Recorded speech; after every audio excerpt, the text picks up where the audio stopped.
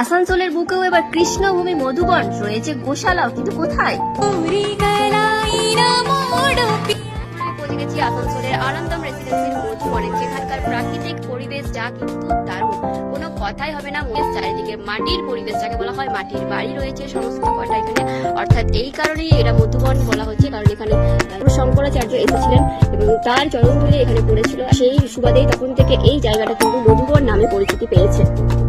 বৃন্দাবনে যেমন গোশালা থাকে, এখানেও কিন্তু মধুবনে গোশালা রয়েছে। তোমরা দেখতে পাচ্ছ কত গরু কিন্তু এখানে রয়েছে। তোমরাও কি চাও এরকম প্রাকৃতিক সৌন্দর্য ভরা দূষণমুক্ত পরিবেশে নিজেদের স্বপ্নের বাড়ি বানাতে, যেখানে হসপিটাল থেকে শুরু করে school, college, Asansol market, GT road সবকিছু থাকবে খুবই সামনে? তাহলে এই ইনফরমেশনটা তোমাদের জন্য। তো চলো নিয়ে যাই সেই স্বপ্নের ঠিকানায়, আনন্দম রেসিডেন্সিতে। কৃষ্ণভূমি মধুবন যেখানে রয়েছে মহাদেব, তুলসী মাতা, গণপতি বাপ্পা, বর্ষা বিশি এবং আরো অনেক দেবদেবী, সমস্ত পুজো পার্বণ এখানে হয়ে থাকে। সব থেকে বড় ব্যাপার, এখানে 18,000 বড় গাছ লাগানো হয়েছে এবং 27টি সুন্দর বাগান রয়েছে। তার মানে বুঝতেই পারছো 250 একর টোটাল এরিয়াতে গাছের সংখ্যা কতটা।